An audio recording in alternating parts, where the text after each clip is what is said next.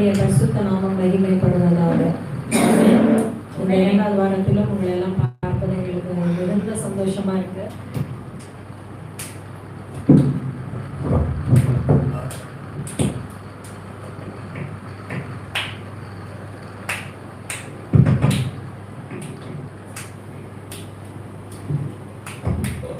கர்த்தருடைய நாமம் மகிமைப்படுவதாக. சாட்சி ஏதாவது இருக்கா? இல்லை நம்ம டைரக்டா செய்திக்குள்ளாக கடந்து போயிடலாமா? எனி டெஸ்டிமோனிஸ் இருக்கா? எல்லாம் என் முகத்தை பார்க்குறீங்க. இல்லை, நம்ம டைரக்டா கடந்து போகலாம். கர்த்தருடைய பரிசுத்த நாமம் இந்த நாளிலே மகிமைப்படுவதாக. எல்லா மகளிருக்கும் இனிய மகளிர் தின நல்வாழ்த்துக்கள். ஆன்லைன்ல பார்க்குறவங்களுக்கும் wish you all a happy women's day. ஜென்ஸோட பேசலாம் அப்படியே தெரியுது. அது என்ன பெண்கள் தினத்துக்கு மட்டும் பெண்கள் தினத்துக்கு வாழ்த்துக்கள் சொல்றீங்க, ஆண்களை அப்படியே இது பண்ணிட்டே இருக்கீங்க. உங்கள் தினம் வரும்போது உங்களுக்கு வாழ்த்துக்கள் சொல்லப்படும். ஆமென். கர்த்தருக்கு ஸ்தோத்திரம். நம்ம கடந்து போகலாம். ஆனா இன்னும் வர வேண்டியவங்க எல்லாம் இன்னும் வரலையே. வர வேண்டிய பேசலாம். பேசலாம். ஓகே, இது ஓகே. இன்னும் வர வேண்டிய ஒரு சில குடும்ப அங்கத்தினர்கள் இன்னும் வரல. எல்லா சபையிலையும் எங்க கூட்டம் அதிகமா இருக்கும் சொல்லுங்க. நம்ம தான் மெஜாரிட்டி. எந்த சர்ச்சுக்கு போனாலும் சொல்லலாம். ஆனா இங்க சொல்லாதீங்க, இங்க மெஜாரிட்டி அங்கதான் இருக்கு. அவங்க தைரியமா கை தரலாம். அந்த சைடு பாருங்க, ஒருத்தர் கூட ஆப்சென்ட் ஆகாம வந்துருக்கிறாங்க. இங்க இருக்கிற ஆத்துமாக்கள் எல்லாம் எங்க போச்சு? பெண்கள் தினம் சொல்லி எல்லாரையும் ட்ரெஸ் கோடெல்லாம் சொல்லி வர சொன்னா பெண்கள் பக்கம் ஆலயம் காணுமே. எங்க போனீங்க? பெண்கள் தினம் எல்லாம் வெளியில போய் பெண்கள் தினத்தை கொண்டாட போயிட்டாங்களா? கர்த்தருக்கு ஸ்தோத்திரம். ஏன் அப்படின்னா, நான் இங்க எடுத்துட்டு வந்த மெசேஜே பார்ஷியலி பெண்கள் பார்ஷியலி ஆண்களுக்கு தான் எடுத்துட்டு வந்தேன். ஐ மீன் பொதுவாக நம்ம வழக்கமாக ஒரே கான்செப்டை கொடுப்போம். ஆனால் எங்கள் பெண்கள் தினமாக இருக்கனால ஸ்பெஷலி ஃபார் விமன் அப்படின்னு எடுத்துகிட்டு வந்து அதில் நம்ம இவங்களுக்கும் நம்ம இது பண்ணிக்கலாம் அப்படின்ற மாதிரி யோசிச்சுட்டு வந்தேன். ஆனால் இந்த பக்கம் இப்படி ஸ்ட்ரென்த்தே இல்லாமல் ஒரே வீக்காக இருக்கிறோமே, அதுவும் எனக்கு ரொம்ப கஷ்டமாக இருக்குது. அதை பார்த்த உடனே என்ன அப்படின்னு. கர்த்தருக்கு ஸ்தோத்திரம் உண்டாவதாக. யார் இருந்தாலும் இல்லைனாலும் யார் இருக்கா?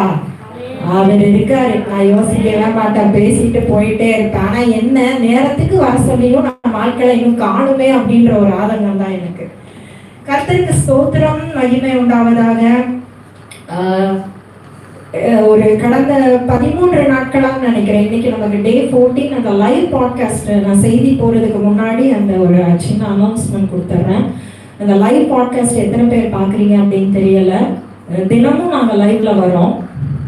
ஆனால் அந்த ஸ்பெசிஃபிக் டைம் எங்களால் சொல்ல முடியல. ஏன்னா எங்களுடைய வேலைகள் நிமித்தம் அவங்க எல்லாருக்குமே தெரியும், பிரதருக்கு நைட் ஷிஃப்ட். அதனால மார்னிங் எங்களால் அந்த டைமை கரெக்டாக இது பண்ண முடியல. ஆனால் எப்படியும் எங்களுடைய ஒன்றில் மதியானம் 2 மணிக்கு வர பார்ப்போம். அப்படி இல்லைன்னா இரவு 7 மணி 8 மணிக்குள்ளே நாங்கள் அந்த லைவ் வந்துடுறோம். அந்த லைவ் வரும்போது நாங்கள் குரூப்லேயும் மெசேஜ் போடுறோம், லைவ் பாட்காஸ்ட் வரோம் அப்படின்னு சொல்ல பார்த்துக்கோங்க. இந்த 40 நாட்கள் ஒவ்வொரு சபைகளையும் ஒரு விதமாக சிலுவையான கூட்டங்கள் நடக்குது. தெரியும் இல்லையா அவங்க எல்லாருக்குமே? 40 days என்ன டேஸ் போயிட்டு இருக்கு? நமக்கு 10 days போயிட்டு இருக்கு. நம்ம நல்லா கறிமீன் தின்றோம், அது வேற விஷயம் வச்சுக்கோங்களேன். ஆனா வெளியில என்ன 10 days போயிட்டு இருக்கு. எல்லா சபைகளுமே 40 நாள் உபவாச ஜெபங்கள், ஸ்பெஷல் ப்ரேயர் மீட்டிங்ஸ் மார்னிங்ல ஈவினிங் வைக்கிறாங்க. நமக்கு அந்த அளவுக்கு நம்ம ஆத்துமாக்கள் வருவாங்களா அப்படின்றது கேள்விக்குறி. 2வது இந்த இடத்தை பொறுத்த வரைக்கும் அது அவங்க எல்லாருக்குமே தெரிந்த காரியம். ஆனால் நாங்கள் அதை விடக்கூடாதுன்னு சொல்லி லைவ்ல வந்துட்டு இருக்கோம். டெய்லி ஒரு டாபிக் பேசிக்கிட்டு இருக்கோம். ஆல்ரெடி 2 டாபிக் பேசி முடிச்சிருக்கோம். பேஸ்ல இருந்து தான் ஸ்டார்ட் பண்ணியிருக்கோம். மனம் திரும்புதல், அதுக்கப்புறம் நம்ம என்ன பண்ணணும் அப்படின்னு சொல்லி 2 டாபிக்கை முடிச்சிருக்கோம். நேத்துல இருந்து 3வது டாபிக்கு என்ன பண்ண திருடும் கொள்ளவும் ஜீவனை கொடுக்க வருகிறாரு இருக்கு. அதனால அந்த ஆத்மாவுடைய யுத்தம், ஸ்பிரிச்சுவல் வார்ஃபேர் இங்கிலீஷ்ல சொல்லணும்னா, தமிழ்ல சொல்லணும் அப்படின்னா ஆவிக்குரிய யுத்தம். நமக்கு எப்படி ஆவிக்குரிய யுத்தங்கள் வருது, அதை எப்படி நம்ம மேற்கொள்ளணும் அப்படின்ற காரியங்கள் குறித்து நாங்கள் நேற்றுல இருந்து பேச ஆரம்பிச்சிருக்கோம். இது தொடர்ந்து இன்னும் 40 days முடிகிற வரைக்கும் கர்த்தர் சுத்தமானா ஏப்ரல் 2 முடிக்கிற மாதிரி நாங்கள் பிளான் பண்ணியிருக்கோம். இன்னும் நாட்கள் இருக்கு. நீங்க மெசேஜ் குரூப்ல வரும்போது லைவ்ல எங்களோட இணைந்து, இல்லைன்னா அதுக்கப்புறமா உங்களுக்கு டைம் இருக்கும்போது அந்த லைவ் மெசேஜை போட்டு கேளுங்க. உங்களுக்கு மிகுந்த பிரயோஜனமா இருக்கும். உங்களுடைய ஆத்மாவுக்கு மிகுந்த பிரயோஜனமா இருக்கும். நாமே கர்த்தர் எங்களுக்கு கொடுத்த வெளிப்பாடுகளை எங்களுக்கு தெரிந்தது நான் பண்றோம், அவ்வளவுதான். வேற ஒன்றுமே இல்லை. நீங்க அதை தெரிஞ்சுக்கிட்டு என்ன பண்ணணும்? அப்படியே உள்ள பூட்டி வச்சிடணும் பெட்டிக்குள்ள. இல்ல, அடுத்தவங்களுக்கு சொல்லணும். நமக்கு தெரிஞ்சதை நம்ம அடுத்தவங்களுக்கு சொன்னாதான் அடுத்தவங்க என்ன பண்ணுவாங்க, இந்த ரட்சிப்புக்குள்ள வர முடியும். ஆமென். கர்த்தருக்கு ஸ்தோத்திரம். இன்றைக்கு ஆதார வசனமா எடுத்து எழுதின புஸ்தகம் 1ஆம் அதிகாரம் 45. Luke chapter 1 verse 45. I repeat, Luke chapter 1 verse 45. லூக்காவுக்கு எழுதின 1ஆம் அதிகாரம் 45. புதிய பாட்டிலே பக்க எண் 77. புதிய பாட்டிலே பக்க எண் 77. நானே படிக்கிறேன். விசுவாசித்தவளே பாக்கியவதி, கர்த்தராலே அவளுக்கு சொல்லப்பட்டவைகள் நிறைவேறும் என்றாள். நான் முதல்ல சொன்ன மாதிரி இன்னைக்கு பெண்கள் தினம் அப்படின்றனால நான் பெண்களை பேஸ் பண்ணி தான் இதை எடுத்தேன். ஆனால் இது எல்லாருக்குமே பொருந்தும். ஏன் அப்படின்னா நம்ம இதை இப்படியே சொல்லலாம், விசுவாசித்தவனே பாக்கியவதி, கர்த்தராலே சொல்லப்பட்டது அவனுக்கு நிறைவேறும். அதுபடியும் நம்ம சொல்லிக்கலாம். சொல்லுங்க பாப்பா, பெண்கள்லாம் ஒரு தடவை சொல்லுங்க. விசுவாசித்தனால நெஞ்சில கை நல்ல சத்தமா தைரியமா சொல்லுங்க. விசுவாசித்தவனே பாக்கியவதி, கர்த்தரால் சொல்லப்பட்டது. இப்படி சொல்லுங்க, விசுவாசித்த நானே பாக்கியவதி, கர்த்தரால் எனக்கு சொல்லப்பட்டது நிறைவேறும். இதை சொல்லும் போதே ஒரு சந்தோஷம் வர வேண்டாமா? நான் பாக்கியவதி, நான் சொல்லுங்க எனக்கு எவ்வளவு சந்தோஷமா இருக்கு. கர்த்தர் எனக்கு என்ன சொல்லியிருக்காரோ அதை நிறைவேற்ற போறதுன்றப்ப எனக்கு டபுள் மடங்கு சந்தோஷம். இப்ப இந்த பக்கம் நீங்க சொல்லுங்க, விசுவாசித்தவனே. அவ்வளவுதான். என்னது? விசுவாசித்தவனே பாக்கியவான், கர்த்தரால் எனக்கு சொல்லப்பட்டது நிறைவேறும். விசுவாசித்தவனே நான் பாக்கியவான், கர்த்தரால் எனக்கு சொல்லப்பட்டது நிறைவேறும். ஆமென். ஆமெனும் இல்ல, அல்லேலூயாவும் இல்ல. சத்தமே கேட்கல எனக்கு. ஆமென். கர்த்தரால் உங்களுக்கு என்ன சொல்லப்பட்டிருக்கோ அது நிச்சயம் நிறைவேறும். இந்த இதை சொல்றது யார் அப்படின்னா, யாருக்கு சொல்றா? எதுவுமே எப்பவுமே ஒரு இன்ட்ரோ கொடுப்போம் இல்லையா? இதை சொல்றது எலிசபெத். யாருக்கு சொல்றாங்கன்னா மரியாளுக்கு சொல்றாங்க. யாருக்கு சொல்றாங்க? மரியாளை பத்தி நம்ம அவ்வளவா பேசுறதே கிடையாது. அது என்னவோ தெரியல, அந்த பெந்தகோஸ்தேல மட்டும் மரியாள் ஒரு ஒதுக்கப்பட்ட சாப்டரா இருப்பாங்க எப்பவுமே. பட் ஆக்சுவலி அவங்கள மாதிரி ஒரு கனமான பாத்திரம் இந்த உலகத்துல யாருமே இல்லை. No one is. யாருமே இல்லை. ஆமென். பெண் சொல்லணும்னா பெண்களுக்குள்ள அவங்கள மாதிரி ஸ்திரீகளுக்குள்ளே ஆசீர்வதிக்கப்பட்ட அவங்கள மாதிரி யாருமே கிடையாது. அதுக்காக அவங்கள வணங்கணும் அப்படின்னு நான் சொல்ல வரல. ஏன்னா அது நிறைய நடந்துட்டு இருக்கு. அது கிடையாது. we should respect her. அந்த கணத்தை அவங்களுக்கு கொடுக்கணும். அவங்கள பத்தி அதே நேரம் நம்ம பேசணும். ஏன் அப்படின்னா அவங்களுக்குள்ள அவ்வளோ ஒரு நல்ல காரியம் இருக்கு. அவங்கள்ட்ட இருந்து கத்துக்க வேண்டிய, பெண்களாகிய நம்ம கத்துக்க வேண்டிய காரியங்கள் நிறைய இருக்கு. அது அவங்களுக்குமே பொருந்தும். அந்த மாதிரி நிறைய காரியங்கள், நிறைய குணாதிசயங்கள் அவங்களுக்குள்ள நிறைந்திருக்கு. நான் உமன்ஸ் டே அப்படின்னு சொல்லி இது பண்ணும்போது ஜெஸ்ஸி அப்பா சொன்னாங்க, நீ டெபராவை எடுத்து பேச, யாரையாவது எடுத்து பேச. ஏன்னா நார்மலாக நம்ம உமன்ஸ் டேன்றப்போ பெண்களை குறித்து தான் பேசணும், இது இயல்பு. இப்போ இவங்க பழைய பாட்டில் உள்ள எல்லாரையும் சொன்னாங்க. பொதுவாக எல்லாரும் அப்படிதான் பேசுவாங்க. விழி நிறைய உமன்ஸ் டே மீட்டிங்லாம் பார்த்தீங்கன்னா நோட்டீஸ்ல மேலே என்ன இருக்கும் தெரியுமா? எழுந்து சியோனே எழும்பி உன் தூசி உதறி விட்டு எழுந்து அப்படின்னு இருக்கும். இல்லை அப்படின்னா விழி டெபராலேன்னு இருக்கும். ஏன்னா எல்லாரும் பேசுறது யாரை பத்தி தான்? டெபோராவை பத்தி பேசுவாங்க. அதுக்கப்புறம் அண்ணாவை பத்தி பேசுவாங்க. மோஸ்ட்லி டெபோரா தான். ரொம்ப ஹிட்டான கேரக்டர்னா யாரு? டெபோரா தான். பைபிள்ல ஓல்டு டெஸ்ட்மெண்ட்ல யாருமே மரியாளை பத்தி பேசுறதே இல்லை. ஆனா எனக்கு தோணுச்சு, இன்னைக்கு காலையில தான் தோணுச்சு. இவங்க கூட கேட்டாங்க, ஏன் அப்படின்னா இன்னைக்கு கிளம்பும் போது ஒரு 1/2 hour முன்னாடி தான் உட்காந்து எடுத்துட்டு இருந்தேன். இவங்க திட்டிகிட்டே இருந்தாங்க என்ன, இவ்வளவு நாள் இல்லாம இன்னைக்கு என்ன உனக்கு மெசேஜ் அப்படின்னு. ஆக்சுவலா நான் நேத்து நைட்டு வரைக்கும் வேற ஒண்ணு வச்சிருந்தேன். வேற உன்னை பத்தி பேசலாம்னு சொல்லி வேற கேரக்டர்ஸ் அதை அப்படியே கொண்டு போயிடலாம் அப்படின்னு விட்டுட்டேன். இன்னைக்கு காலையில நீங்க பார்த்துருப்பீங்க, நான் மெசேஜ் போஸ்ட் பண்ணியிருப்பேன். இன்னைக்கு பைபிள் வசனம் இந்த வசனம் தான் போஸ்ட் பண்ணேன். எனக்கு அப்பதான் இதாச்சு, ஏன் நம்ம இதை எடுத்து பேசக்கூடாது, இன்னைக்கு இதுல நிறைய காரியங்கள் இருக்கு அப்படின்னு. எல்லாத்தையும் பேச நமக்கு நேரம் இருக்காது. டைம் நமக்கு ரன்னிங் ஷார்ட். எவ்வளவு முடியுமோ அவ்வளோ நம்ம பேச போறோம். ஆமென். நான் முதல்ல சொன்னது போல இது எலிசபெத் சொல்றாங்க மரியாள்கிட்ட. இந்த கதையெல்லாம் நமக்கு தெரியும். மரியாள் கர்ப்பமானதுக்கு அப்புறம் எலிசபெத்தை பார்க்க வர்றாங்க. பார்க்க வரும்போது கர்த்தர் எலிசபெத் அவங்கள பார்த்த சந்தோஷத்துல அவங்க வயிற்றுல இருக்க குழந்தை துள்ளிச்சு அவங்க பரிசுத்த ஆவியானவரால நிரம்பி இந்த ஒரு வாழ்த்துதலை சொல்றாங்க. It is just a wish. இது ஒரு விஷ். மரியாளுக்கு அவங்க சொல்ற வாழ்த்துதல் என்ன சொல்றாங்க? விசுவாசித்தவளே நீ பாக்கியவதி அப்படின்னு. அதுக்கப்புறம் அவங்க மரியாதை சொல்லுவாங்க, என்ன இது முதல் என்ன பண்ண உலகம் ஃபுல்லா பாக்கியவதின்னு சொல்லும். எவ்வளவு பெரிய ஒரு சந்தோஷம் இல்ல? நமக்கு தான் அது தெரியும்ல. ஏன் அப்படின்னா நம்மளை யாரும் பாக்கியவதின்னு சொல்றதே இல்லை. அதுக்கு மாற என்னெல்லாம் திட்ட முடியுமோ அதெல்லாம் தான் வாங்கிட்டு இருக்கோம்ல. உங்களோட மைண்ட் வாய்ஸ்லாம் எனக்கு புரியுது. நம்ம என்னதான் செஞ்சாலும் நம்ம என்னதான் திட்டு வாங்குறோம், பாக்கியவதி இல்லைன்ற மாதிரி தான் திட்டு வாங்குறோம். எப்படினாலும் எண்டாவதுலேயே என்ன பண்றோம், திட்டு வாங்க தான் செய்யறோம். ஆனா கர்த்தர் இந்த நாள்ல வந்திருக்கிற ஒவ்வொரு பெண்களுக்கும் சொல்றாரு, விசுவாசித்தவளே நீ பாக்கியவதி. கர்த்தரால் உனக்கு என்ன சொல்லப்பட்டிருக்கோ அது உனக்கு நிச்சயமாய் நிறைவேறும். ஆமென். அதேதான் உங்களுக்கும். நீங்க இந்த நாள்ல என்ன விசுவாசித்து வந்து கர்த்தருக்குள்ள நீங்க என்ன விசுவாசிக்கிறீங்களோ, கர்த்தர் உங்களுக்கு என்ன செய்வேன்னு சொல்லியிருக்காரோ அதை நிச்சயமா செய்வார். ஆமென். நாகராஜ் அங்கிள் தான் ஆமேனுக்கு அப்படியே படார் படார் படார்னு வருது. ஆமேன் ஏன் சொல்றோம் தெரியுமா? அது நான் முதல்ல சொல்றேன். ஆமேன் ஏன் சொல்றோம் தெரியுமா? பலிபீடத்துல இருந்து ஒரு வார்த்தை வரும்போது அது ஆமேன்னு சொல்லும் போது அது ஆமேன்னு சொல்லி நம்ம பெற்றுக்கொள்ளுகிறோம். அப்ப அவர் என்ன பண்ணுவார் தெரியுமா? நம்ம எதுக்கு ஆமேன்னு சொல்றோமோ அதை கொடுத்துருவார் மேல இருந்து. அதுதான் ஆமேனோட இது. அதுக்குதான் எப்பவுமே வந்து பலிபீடத்துல இருந்து பேசும்போது ஏதாவது ஒரு வாக்குத்தத்தமோ வார்த்தையோ வரும்போது உங்களை ஆமையில நீங்க உற்சாகம் கொண்டு ஆமேன்னு சொல்லும் போது கர்த்தர் பார்த்துக்கிட்டே இருப்பாரு. ஆமேன் என்றால் அதற்கு அவமதிக்கிறேன் என்ற அர்த்தம். அப்ப நம்ம ஆமேன்னு சொல்லும்போது அவர் என்ன பண்ணுவாரு, அப்பா என் மகன் ஆமேன்னு சொல்லிட்டா, அவளை நான் பாக்கியவதியா மாற்றிக்குவேன். என் மகன் ஆமேன்னு சொல்லிட்டான், அவனுக்கு நான் என்ன சொல்லியிருக்கேனோ அதை இந்த வருஷத்துல நிறைவேற்றிடுவேன். ஆமென்.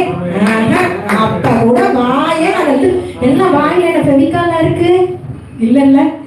எங்க வீட்டுல ஒரு ஃபெவிகால் இருக்கு, ரொம்ப ஸ்ட்ராங். அந்த மாதிரி இருக்கு ஃபெவிகால்ல வாட் இஸ் an அனபாட சம்திங். எனக்கு அது நீங்க சொன்னதுதான் நாகராஜனுக்கு தெரியும். அந்த கதவெல்லாம் ஒட்டுறது சமீபத்துல என்னெல்லாமோ எங்க வீட்டுல ரிப்பேர் ஆகுது, அதை வச்சுதான் ஒட்டணும். என் வண்டி, என் டூ வீலர் எந்த நல்ல மண்ணுள்ளன்னு தெரியல, பெட்ரோல் இல்லைன்னு சொல்லி ரோட்ல நிறுத்தி இருந்தேன். தேசியப்பாவும் தூங்கிட்டு இருந்தாங்க, வீட்டுல அப்பாவும் இல்லை, பெட்ரோல் வாங்க முடியாது, வண்டி இல்லை. சரி கொஞ்ச நேரம் கழிச்சு எடுத்துக்கலாம். நைட்டு 9 மணி ஆயிடுச்சு, வண்டி விட்ட வெள்ளத்திலேயே நின்றுச்சு.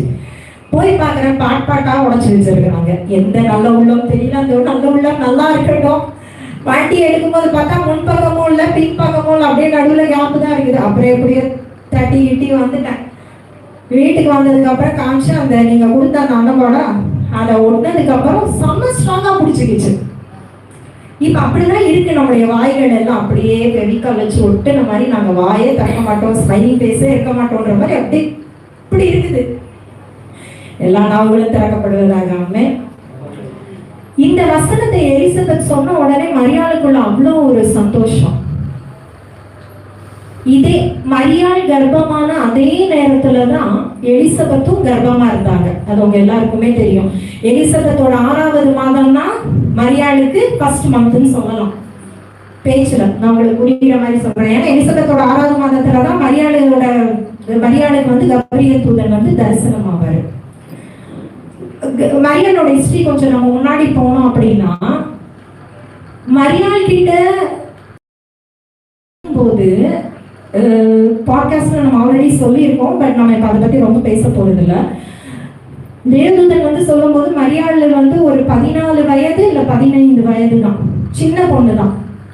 அந்த சின்ன பொண்ணுகிட்ட தேவதூதன் வந்து இப்படி சொல்றாரு, இந்த மாதிரி நீ கர்ப்பமாகி ஒரு குமாரனை பெறுவாய், அவருக்கு இயேசு என்று பெயரிடுவாய் அப்படின்னு. ஃபர்ஸ்ட் டைம் அவர் சொல்லும் போது மரியாள் வந்து இது எப்படி ஆகும் அப்படின்னு ஒரே கேள்வியோட நிறுத்திட்டாங்க. என்ன பண்ணாங்க, இது எப்படி ஆகும்? அவங்க அவங்க அவங்க ஆக்சுவலா அது கேட்கறதுக்கு முன்னாடி அவங்க கலங்கி இருந்தாங்க. அந்த 1ஆம் அதிகாரம் 29 பார்த்தோம். அவளோ அவனை கண்டு அவன் வார்த்தையினால் கலங்கி இந்த வாழ்த்துதல் எப்படிப்பட்டதோ என்று சிந்தித்து கொண்டிருந்தான். அப்படின்னா அவங்க எக்ஸ்பிளிசிட்டா கூட சொல்லலன்னு அர்த்தம். வாயை திறந்து கூட பேசல. இது எப்படியோ எப்படி அப்படின்றது வாயை திறந்து கூட அவங்க கலக்கத்தை வெளிப்படுத்தல. யோசிக்கிறான். இவர் இப்படி வந்து சொன்ன உடனே யோசிக்கிறான். அப்படி இமேஜின் பண்ணி பாருங்களேன். எப்பவுமே பேசும்போது என்ன பண்ணாலும் நம்ம இமேஜின் பண்ணி பாருங்க. அப்பதான் அந்த சிச்சுவேஷன் நமக்கு வந்து புரியும். அப்ப இதை யோசிக்கிறா, இப்படி சொல்லிட்டாரே என்ன நடக்கும்னு. அப்படி சொன்ன உடனே தூதர் என்ன சொல்றாரு, பயப்படாத. அதுக்கப்புறம் தான் அவர் சொல்றாரு, நீ பயப்படாத அப்படின்னு சொல்லிட்டு அதுக்கப்புறம் இதை கேட்கிறான், இது எப்படி நடக்கும் அப்படின்னா இந்த மாதிரி பரிசுத்தாவியை எக்ஸ்பிளைன் பண்றாரு. பரிசுத்தாவியானவர் வந்து உன் மேல நிழலிடும், தேவனால கூடாத காரியம் ஒன்றுமே இல்லை அப்படின்னு சொன்ன உடனே இவரு மரியாள் என்ன சொல்றாங்க, தேவனால கூடாத காரியம் ஒன்றும் இல்லைன்னு தூதர் சொன்னதுக்கு அப்புறம் மரியாள் வந்து என்ன சொல்றாங்க, இதோ நான் ஆண்டவருக்கு அடிமை. அவங்க ஃபர்ஸ்ட் ஒரே ஒரு வார்த்தை தான் கேட்குறாங்க, இது எப்படி ஆகும்னு. இவங்க அதுக்கு அந்த எக்ஸ்பிளைன்லாம் பண்ணதுக்கப்புறம் இவங்க என்ன பண்ணிட்டாங்க, ஷீ சரண்டர்ட் ஹெர்செல்ஃப் கம்ப்ளீட்லி. அவங்க உடனே சொல்லிட்டாங்க, இதோ நான் ஆண்டவருக்கு அடிமை, உங்களுடைய வார்த்தையின்படியே எனக்கு ஆக கிடவுது அப்படின்னாங்க. மரியல் வந்து எதை பத்தியுமே யோசிக்கல. அப்ப இருந்த சூழ்நிலை எல்லாருக்குமே தெரியும். அப்ப இருந்த சூழ்நிலை இப்பவும் அதே தான். ஆனா இப்ப வந்து ரொம்ப சகஜமாயிடுச்சு இதெல்லாம், இல்லையா? Getting pregnant before wedding is a common thing now. கால் அப்படி மாறி தலைகீழ பாவத்துக்குள்ள அப்படி சுரண்டு போயிருக்கு. அது என்ன சொல்றது, பாவத்துக்குள்ள இப்படி உருட்டு போய் அது காமன் அப்படின்னு வந்துருச்சு. ஆனா அந்த காலத்துல அது தப்பு, அது கல்லறிஞ்சு கொல்லப்பட வேண்டும், அந்த சூழ்நிலை எல்லாம் தெரியும். ஆல்ரெடி இவங்க நிச்சயிக்கப்பட்டவங்க, வேற ஒருத்தருக்கு நிச்சயமான மணப்பெண்.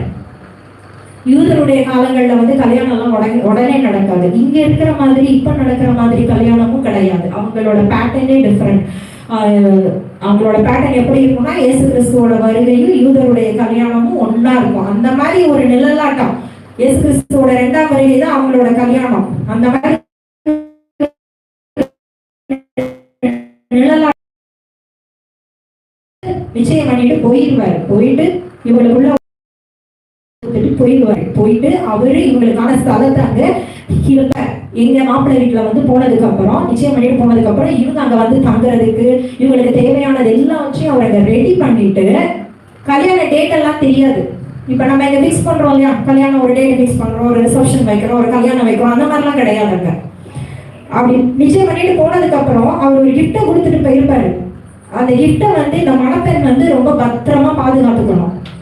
அவர் எனி டைம் வருவாரு, அவர் சொல்லிட்டுலாம் வரமாட்டாரு. அவர் எப்ப ரெடி ஆயிடுச்சோ அவருடைய சொத்தெல்லாம் சேர்த்து அந்த பெண்ணுக்கு தேவையானதெல்லாம் சம்பாதிச்சு, அந்த பெண் என்னை நம்பி வரும்போது எங்கேயும் போக வேண்டாம், எல்லாமே என்கிட்ட இருக்குன்ற அந்த நிலை எப்ப வருதோ அப்ப என்ன பண்ணுவாரு, வந்துருவாரு. அது ராத்திரினாலும் பரவாயில்ல, நடுச்சாமனாலும் பரவாயில்ல, காலையிலனாலும் பரவாயில்ல, வந்துருவாரு கூட்டத்தோட.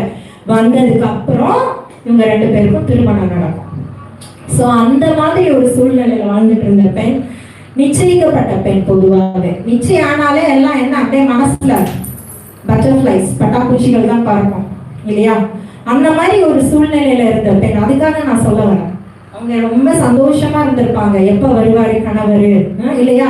நிச்சயம் பண்ணதுக்கு அப்புறம் எல்லாருக்கும் எப்ப கல்யாணம் நடக்கும், இப்ப ட்ரெண்ட் வேறன்னு வச்சுக்கோங்களேன். இப்ப எல்லாம் சேர்ந்தே ஷாப்பிங் போறாங்க, டோட்டலி டிஃப்ரெண்ட் இப்போ. ஆனா அந்த உள்ளுக்குள்ள ஒரு ஆர்வம், ஒரு ஆனந்தம், ஒரு ஏக்கம், ஒரு கனவு எல்லாமே அந்த மரியாதைக்குள்ள இருந்திருக்கும். அவங்க எதையுமே மறுத்து சொல்லவே இல்லை. என்ன நீங்க இப்படி வந்து சொல்லிட்டீங்க, எனக்கு நிச்சயமாயிடுச்சு, வேற ஒருத்தர் எப்படி அவர் என்ன கல்யாணம் பண்ணிப்பாரு, இதை கேட்ட யாரு என்ன சொல்லுவாங்க, அப்பா அம்மா என்ன சொல்லுவாங்க, சமுதாயம் என்ன சொல்லும், சமுதாயம் என்ன கல்லறியாகுமே அப்படின்ற மாதிரி அவங்க எதையுமே யோசிக்கல. இன்ஸ்டன்டா என்ன பண்ணிட்டாங்க, நான் ஆண்டவருக்கு அடிமைன்னு சொல்லிட்டாங்க. சொல்லிட்டு அதுக்கப்புறம் தான் இந்த வாழ்த்துதெல்லாம் நடக்குது. இதே மாதிரி ஒரு சினாரியோ இதுக்கு முன்னாடி 6 மாதங்களுக்கு முன்னாடி சகரியாவுக்கு நடந்திருக்கு. சகரியா யார் அப்படின்னா எலிசபெத்தோட கணவர். அவர் என்ன பண்ணிக்கிட்டு இருப்பாரு, நான் உங்களுக்கு இதை கம்பாரிசனுக்காக சொல்றேன். அவர் வந்து கோயில் ஆசாரியர் வேலை செஞ்சுக்கிட்டு இருப்பாரு. உள்ள கோயில் ஆசாரியர் வேலை செஞ்சுக்கிட்டு இருக்கும்போது இதே மாதிரி தேவதூதன் வந்து அங்க வந்து காட்சி கொடுப்பாரு. காட்சி கொடுத்துட்டு இந்த மாதிரி நீ வந்து உனக்கு ஒரு குழந்தை பிறக்கும் அப்படின்னு சொல்லுவாரு. அப்ப அவரு நம்ப மாட்டாரு. யாரு? சகரியா வந்து நம்ப மாட்டாரு. ஃபர்ஸ்ட்ல வந்து தேவதூதன் தான் போட்டிருக்கோம். நீங்க அந்த முன் வசனங்கள் பாத்தீங்கன்னா தெரியும். அதே லூக்கா 1ஆம் அதிகாரம் 13ஆம் வசனத்துல இருந்து 18 வரைக்கும் நீங்க வீடுகள்ல போய் படிச்சு பாத்தீங்கன்னா தெரியும். தூதன் அவனை நோக்கி, சகரியாவே பயப்படாதே. ஏன் அப்படின்னா அவர் வந்து குழந்தைக்காக ரொம்ப நாளா ஜெபிச்சிருக்காரு. ரெண்டுக்குள்ள வித்தியாசத்தை நான் உங்களுக்கு சொல்ல விரும்புறேன். சகரியா வந்து குழந்தைக்காக ரொம்ப நாளா ஜெபிச்சிருக்காரு. அந்த தம்பதிகள் கிட்டத்தட்ட ஆபிரகாம் சாராள் மாதிரி தான் தம்பதிகள். ஏன் அப்படின்னா வயது முதிர்ந்த கிழவி. அவங்க யாரு? கிழவி. அது பின்னாடி அவர் சொல்லுவாரு, நான் வயது முதிர்ந்த கிழவனா இருக்கிறேன், என் மனைவியும் வந்து வயது செஞ்ச கிழவியா இருக்கிறாளே, வயது சென்றவளா இருக்கிறாளே, எப்படி நடக்கும் அப்படின்னு சொல்லி செகண்ட் டைம் கேட்பாரு. அவருடைய அவிசுவாசம் நான் சொல்றேன். ஏன் அப்படின்னா இந்த மாதிரி தூதன் வந்து சொன்ன உடனே அவர் நம்ப மாட்டாரு. அப்ப திருப்பி தூதன் சொல்லுவாரு, உன் முன்னாடி இருக்கிறனா கப்ரியேல் தூதன் அப்படின்னு அவரோட பேரை வெளிப்படுத்துறாரு. அதுக்கு முன்னாடி தேவ தூதன் தான் போட்டிருக்கோம், நீங்க படிச்சு பாத்தீங்கன்னா தெரியும்.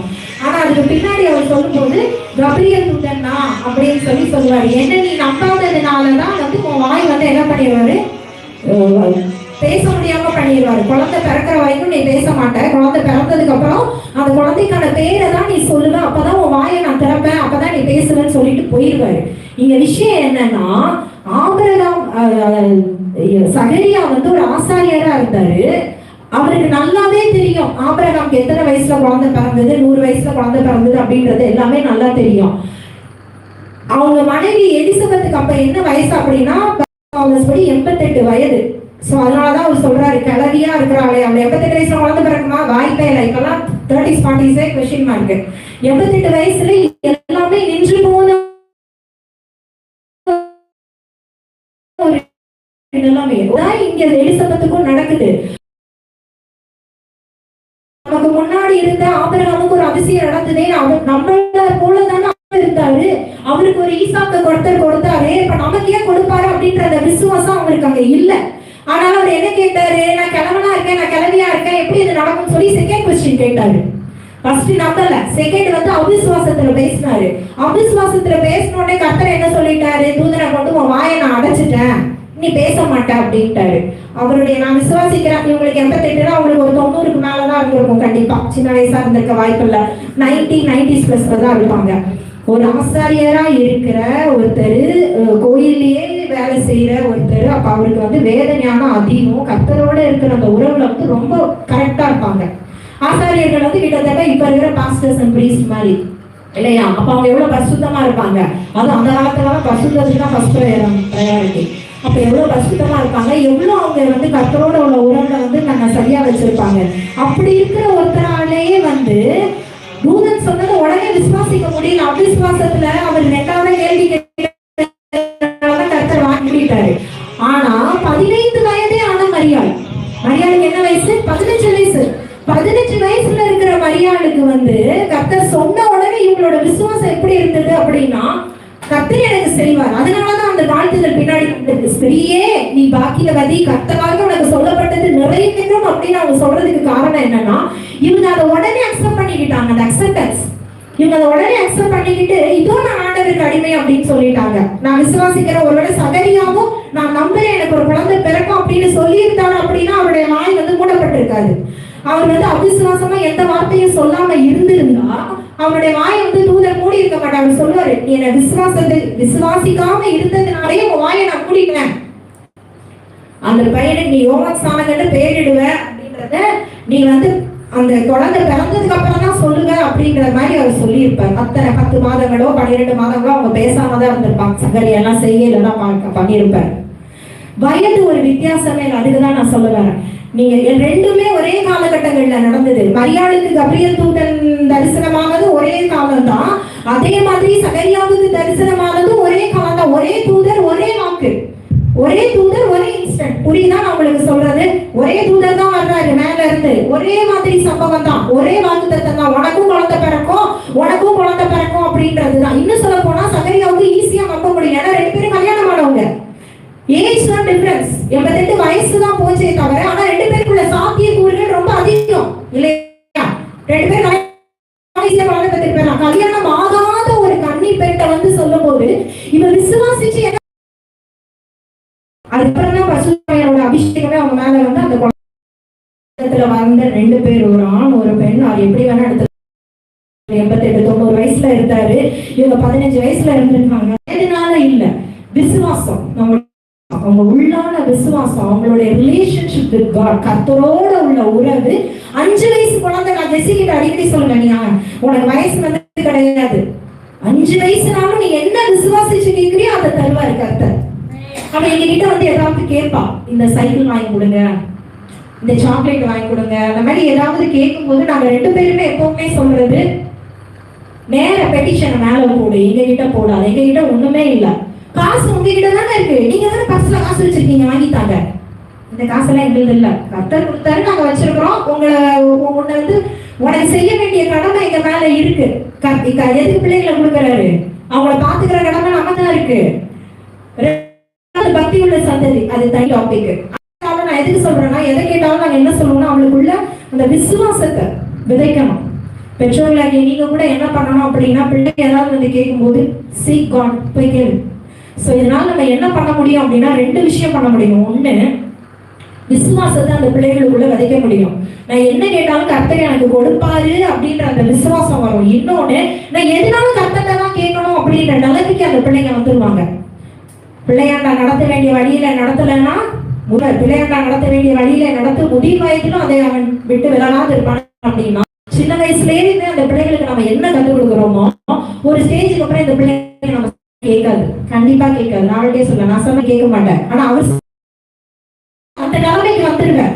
பெற்றோர்கள் சொல்றதை கேட்க மாட்டாங்கன்னா கர்த்தர் அவங்க கூட பேசும்போது பசுத்தாவியானவர் மூலமா அவங்க கூட பேசும்போது அந்த பண்ணி விட்டுறணும், லிங்க் பண்ணி விட்டுறணும். நீ 5 வயசுல விசுவாசிச்சு கேட்டாலும் கர்த்தரோட நிறைய அவ சாட்சி சொல்லுவாங்க இல்லைங்களா, அவளுக்கு நிறைய அந்த மாதிரி எக்ஸ்பீரியன்ஸ்.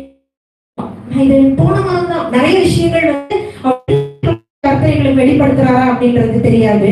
நிறைய இன்சிடென்ட்ஸ் இருக்கு. போன வாரம் தான் வந்து அம்மா இந்த ரப்பர் நல்லா இருக்குன்னு ஸ்கூல்ல நினைச்சேன், ஆனா நீங்க கேட்டா திட்டுவீங்க. இப்ப இடையில ரீசெண்டா சொன்ன, நீங்க கேட்டா திட்டுவீங்கன்னு அவங்க கிட்ட சொல்லலாமா அப்படின்னு. தற்செயலா நாங்க 2 பேரும் சரவணா ஸ்டோர் போயிருந்தோம், பிள்ளைங்களுக்கு எதுவுமே வாங்கலையே, அதே ரப்பரை வாங்கிட்டு வந்திருந்தோம். ஆனா அவன் சொன்னா, அம்மா நான் வந்து ப்ரேயர் பண்ணிக்கலாம் விட்டம்மா, ஆனா உங்ககிட்ட சொல்லலைன்னு. எப்படி இந்த ரப்பர் வாங்க, அவளுக்கு அவ்வளோ ஒரு சந்தோஷம். நான் சொல்லிட்டேன், நீ வந்து நினைச்சது அவருக்கு தெரியும்ல, அவர் எங்க மூலமா வந்து கொடுத்துட்டாரு. 5 வயதுல நீ விசுவாசிச்சாலும் அது உனக்கு அவர் செய்வாரு. எப்படியாவது எங்க மூலமா அவர் செஞ்சுட்டார்ல. ஒரு வயிற்று வலியா விசுவாசத்துல ஜோம் பண்ணு. ரொம்ப நாளா அவளுக்கு வயிற்று வலி இருந்தது. இடையில கூட சாட்சி சொன்ன, ஸ்கேன் எடுத்தோம், ஜோம் பண்ணு. அவங்க அப்பா சொல்றாங்க ஆஸ்பத்திரியே கூட்டு போக மாட்டேன். நான் திட்டிக்கிட்டே இருந்தேன் மனுஷனை, பிள்ளை எவ்வளோ நாளா வயிறு வலி டெய்லி ஆஃபீஸ் போகும்போது வந்து நின்றுவா, டேடி வயிறு வலிக்குது, நான் ஆஃபீஸ் கிளம்புற முடியாது போ, டேடி வயிறு வலிக்குது முடியாது போ.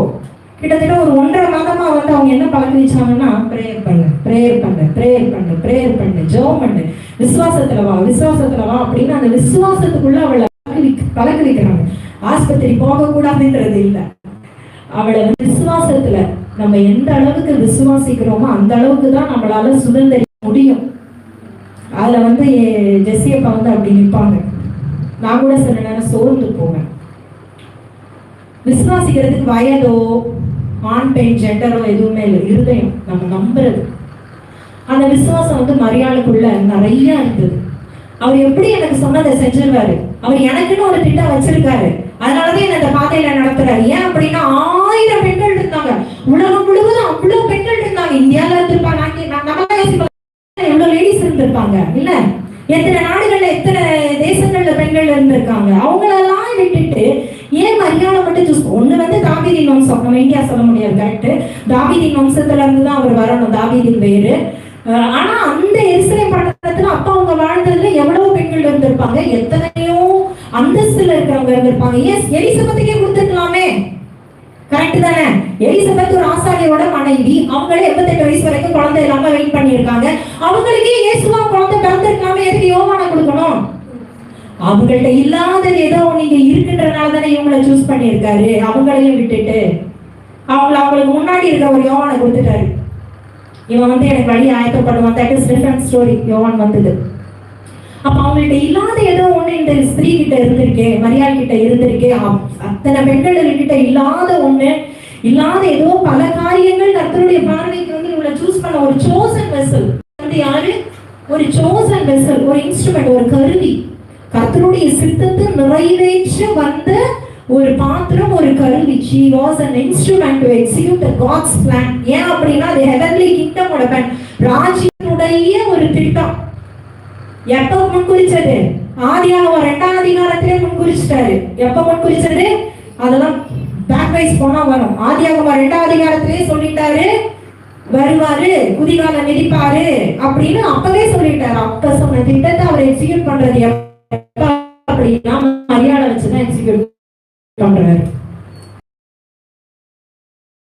மரியாள் ஒரு ஆசாரியரோட மனைவியோ நிறைய மரியாளோட அப்பா அம்மாவை பத்தி எந்த ஒரு இன்ஃபர்மேஷனுமே இங்க இருக்காது. மேபி நம்ம ரிசர்ச் பண்ணாலும் அப்ப கூட அவங்க ரொம்ப பணக்கார பெண்ணு, ரொம்ப பண ஆஸ்தியில வளர்ந்தாங்க, புகழ் இருந்தது, பேருந்திய. மரியாதை யாருமே தெரிஞ்சிருக்காது. ஒரு சாதாரண middle class family or low class family அப்படி இருந்து ஒரு பெண். ஆனா கர்த்தருக்கு நல்லா தெரியும் மரியாதை. நம்மள நிறைய பேர் யோசிப்போம்ல, நம்ம பண்றது யாருக்குமே தெரியாது, என்ன யாருக்குமே தெரியாது. நிறைய பேர் அப்படி யோசிப்பாங்க, என்ன யாருக்குமே தெரிய மாட்டேங்குது, இல்ல நான் பண்றது யாருக்குமே தெரிய மாட்டேங்குது. சமூகத்துக்கு முன்னாடி எனக்கு ஒரு பெயர் இல்லை, புகழ் இல்லை, நான் பண்றது யாருமே கவனிக்க மாட்டேங்கிறாங்க, ஒரு தள்ளப்பட்ட நிலைமையில இருக்கிறேன், இல்ல ரொம்ப சிறுமைப்படுத்தப்பட்டு இருக்கிறேன் அப்படின்லாம் கூட சொல்லுவாங்க. அவங்களெல்லாம் கர்த்தர் நோக்கி பார்க்கிறார். ஆமென். அவங்களுக்கு தான் பாக்கியத்தை, அவங்களுக்கு தான் சாக்கியத்தை வச்சிருக்கிறாரு. எப்போ?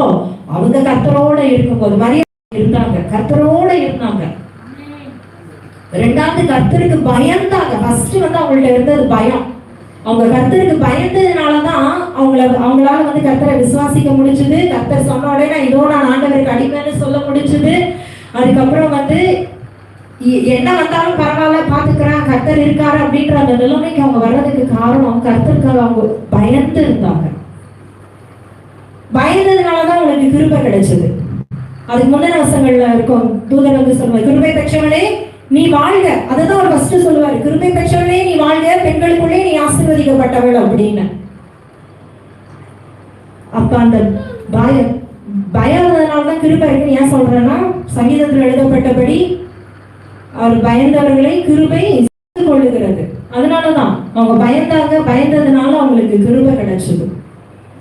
அடுத்தது மரியாள்கிட்ட தாழ்மை, ரொம்ப ஹம்பிள். அவங்க சொல்லும் போது சொல்றாங்க, அடிமையின் தாழ்மையை கண்டு அப்படின்னு. அப்ப அவங்க எவ்வளவு, நம்மளா இருந்தா எப்படி இருப்போம்? இல்ல இப்ப இருக்கிற காலகட்டத்துல இந்த மாதிரி ஒரு எக்ஸாம்பிள் உங்களுக்கு புரிய வைக்கிறதுக்காக சொல்றேன். இந்த மாதிரி ஒரு செலிபிரிட்டி மாதிரி ஒரு ஆள் வந்து நம்ம வீட்டுல தங்கினாலே, நீங்க வாங்க வாங்க வாங்க, எங்க வீட்டுல செலிபிரிட்டி இருக்காங்க, எங்க வீட்டுல செலிபிரிட்டி இருக்காங்க, எவ்வளவு பெருமை பாராட்டுவோம். நம்ம கண்டிப்பா பாராட்டுவோம் இல்லையா? பெருமை பாராட்டலனாலே 4 பேரை கூப்பிடாது சொல்லுவோம். அந்த பெருமைக்கு, அந்த பெருமையை அவங்கள்ட்ட இல்ல சுத்தமா.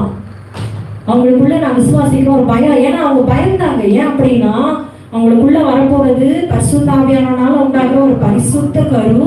அது மாத்திரம் இல்ல, அது குமாரன்றப்ப அவரை எப்படி வளர்க்கணும், அது ஒரு பெரிய கொஸ்டினா அவங்களுக்கு இருந்திருக்கும் இல்ல?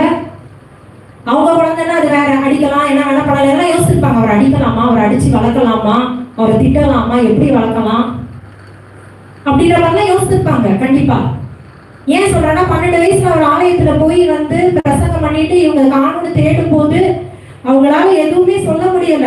ஏன் இப்படி பண்ணேன்னு கேட்டாங்களே தவிர அதுக்கப்புறம் அங்க எதுவும் ரெக்கார்ட் ஆகல. அதுவுமே அவங்க பாதி தூரம் வந்ததுக்கு அப்புறம் தான், ஐயோ பிள்ளைய காணுமே, எங்க போகணும் அப்படின்னு சொல்லிட்டு மறுபடியும் அவங்க திருப்பி போய் தேடி கண்டுபிடிச்சு கூட்டிட்டு வராங்க.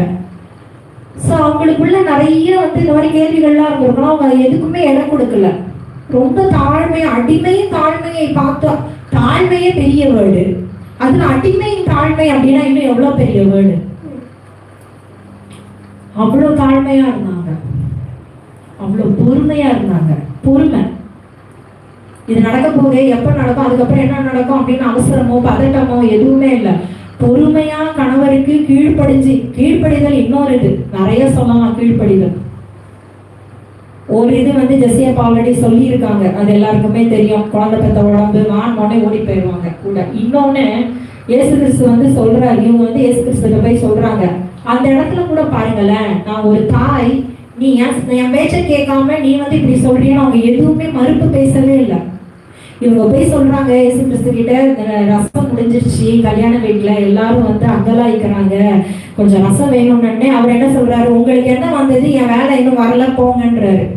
இவங்க மறுப்பும் பேசல, எதுவும் வாயால சொல்லல. நம்மளா இருந்தா என்ன சொல்லியிருப்பான், நீ என்ன இப்படி எதிர்த்து பேசுற, எத்தனை பேர் இருக்காங்க, இத்தனை பேர் என்ன இப்படி சொல்றீங்க, நீ என் மகன் இல்லையா, எல்லாரும் என்ன நினைப்பாங்க, இயேசுவா இருந்துட்டு என் மதிப்பே போச்சு பத்தியா அப்படின்னு.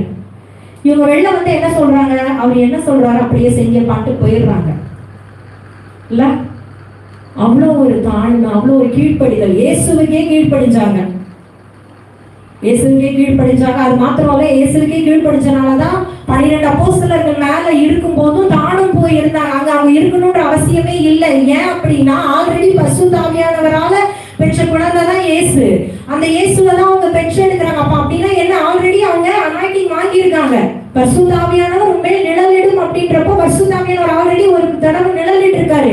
ஆனா இவங்க என்ன பண்றாங்க, மறுபடியும் இயேசு சொன்னதை கேட்டு மேல் வீட்டு அறையில போய் 12 அப்போஸ்தலர்களோட இவங்களும் வெயிட் பண்றாங்க 10 நாள். எதுக்கு? அனாயிட்டிங்காக, அபிஷேகத்துக்காக, பரிசுத்த ஆவியானவர் வரணும் அப்படின்றதுக்காக வெயிட் பண்றாங்க. அப்போ எப்படி ஒரு கீழ்ப்படிதல் அவங்களுக்கு இருந்திருக்கு. நம்மளா இருந்தா என்ன பண்ணியிருப்போம்? ஆமா, அவர் சிலுவையில அரைஞ்சாங்க, எடுத்து போட்டு நம்ம புதைச்சோம், அவர் உயிர் தெழுந்தாரு, பரமேறி போயிட்டாரு, நம்ம போய் நம்ம பாட்டுக்கு நம்ம வேலையை பார்ப்போம். அவர் சொன்னது இந்த சீஷர்கள் செய்யும், நமக்கு இனிமே என்ன இருக்கு? நம்மளோட வேலை முடிஞ்சிருச்சு. நம்ம குழந்தைய பெறது மட்டும்தான் நம்மளுடைய வேலை. குழந்தைய பெத்தாச்சு, அந்த குழந்தை வளர்ந்து அது சுவிசேஷம் அறிவிச்சு அது பாட்டுக்கு போயாச்சு. நம்ம பாட்டுக்கு நம்ம யார் நம்ம பார்க்க போறோம்? ஏன்னா அவர் முன்னாடியே சொல்லியிருப்பாரு, யோவான்ட்ட நீ பார்த்துக்கோ அப்படின்னு, என்ன யார் நம்மளை பார்க்க போறோம் அப்படின்ட்டு போயிருப்பாரு. நம்ம போயிருப்போம் இல்லையா? ஆனா அவங்க அப்படி பண்ணவே இல்லை. சீஷர்களோட இருந்தாங்க. அந்த தாழ்மை, சீஷரோட சமமா இருக்காங்க. இயேசுவோட தாய்னா எனக்கு நான் எனக்கு தனி இடம் வேணும் அப்படின்ற மாதிரிலாம் பெருமையோ ஒரு அகம்பாவமோ எதுவுமே இல்லை.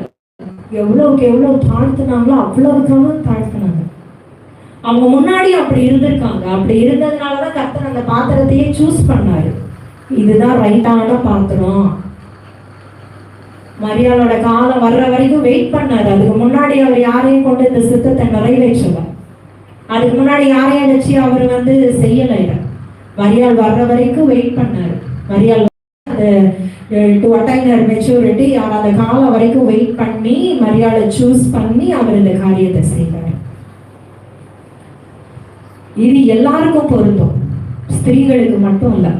மரியாளுடைய குணாதிசயங்கள் தாழ்மையா இருக்கிறதாகட்டும், கர்த்தருக்கு பயப்படுறதாகட்டும், கிருபை பெற்றுக் கொள்கிறதாகட்டும், எல்லாருக்குமே பொருந்துகிற ஒரு காரியம்.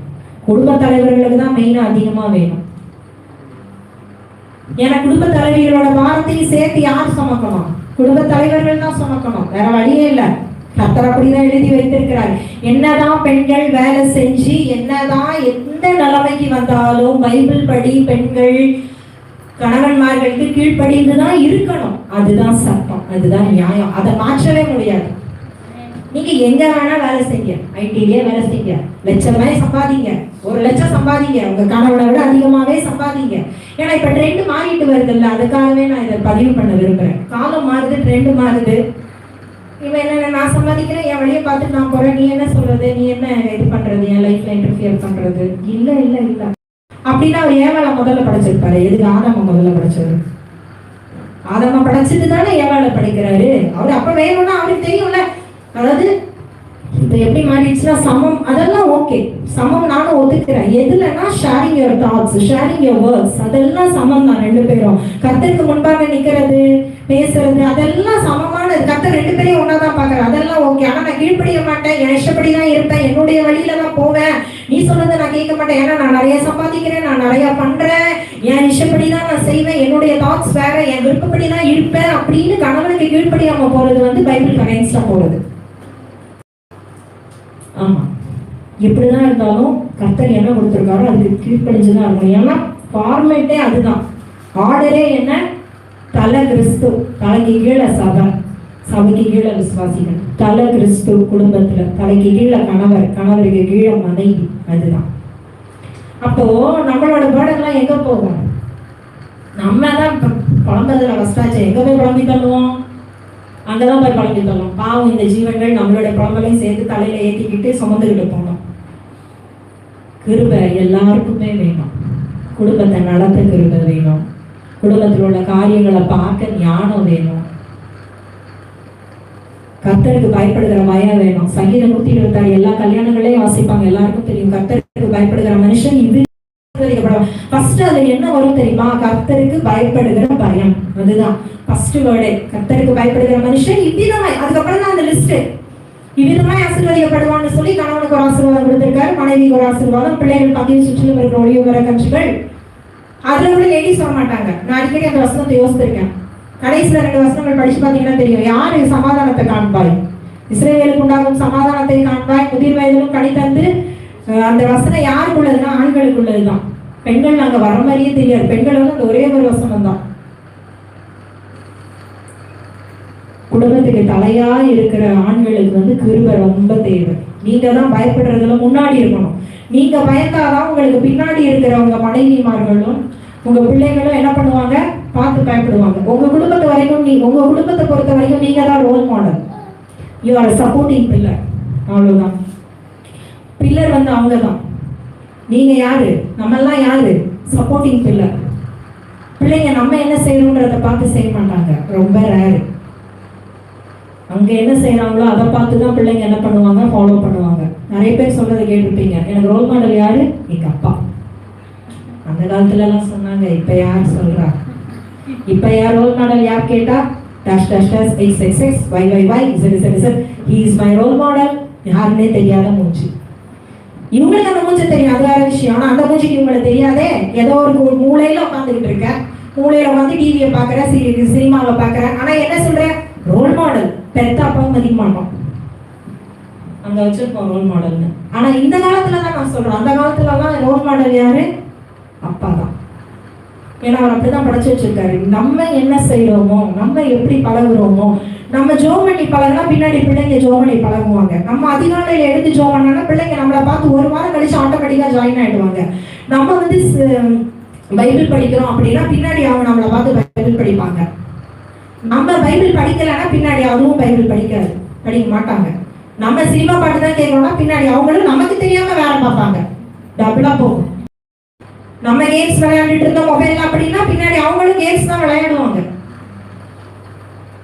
நம்ம எப்படி இருக்கோமோ அப்படிதான் வந்து குடும்ப தலைவர்கள் எப்படி இருக்காங்களோ அப்படிதான் பின்னாடி ஃபாலோ பண்ணுவாங்க மனைவிமார்களும். அவங்களே பண்ணல. இப்ப நான் நிறைய பேர் நம்ம கேட்டிருக்கோம், கேட்டா என்ன சொல்லுவோம், உங்க அப்பாவே பண்ணல அப்புறம் என்ன போ கேட்டிருக்கோம் இல்லையா. உங்க அப்பாட்ட போய் கேட்க சொல்லுவாங்க, அப்பாவே பண்ணல அப்புறம் எதுக்கு நான் பண்ணிக்கிட்டு போ. கர்த்தருக்கு பயப்படுகிற பயம் இங்க இருந்து இங்க ஃப்ளோ ஆகணும், இங்க இருந்து இங்க ஃப்ளோ ஆகணும். அந்த சந்ததி அப்பதான் அந்த பக்தி விருத்தி கேதுவான சந்ததியை வந்து கணவன் மனைவி 2 பேராலையும் சேர்ந்து உருவாக்க முடியும்.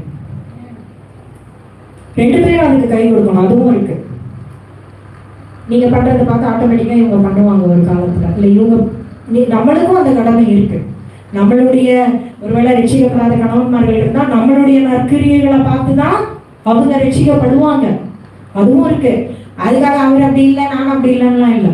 வேதத்தில் எழுதப்பட்டிருக்கபடி நம்மளுடைய நற்கிரியைகளை பார்த்து நல்லடக்கை, நற்கிரியை கூட இல்லை நல்லடக்கை, அதுல அழகா எழுதப்பட்டிருக்கு புதிய ஏற்பாட்டுல பேர் சொல்லும்போது, உங்களுடைய நல்லடக்கைகளை பார்த்து ரட்சிக்கப்படாத உங்க கணவன் என்ன பண்ணுவாரு, ரட்சிக்கப்பட்டுருவாரு. குடிக்கிற கணவனா இருந்தாலும் சரி, அடிக்கிற கணவனா இருந்தாலும் சரி, பேசாத கணவனா இருந்தாலும் சரி, செடுமூஞ்சி கணவனா இருந்தாலும் சரி, வேற வழியே இல்லை.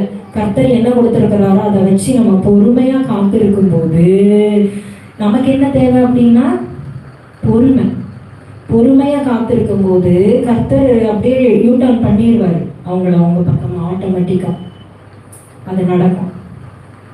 அதுக்கு நமக்கு கிருபை வேணும். அந்த நல்ல நடக்கையை காத்து கொள்ளுகிறதுக்கு மரியாதை போல நமக்கு கிருபை இதெல்லாம் நம்மளால செய்ய முடியும். கிருபை இல்லைன்னா நமக்கு எதுவுமே செய்ய முடியாது.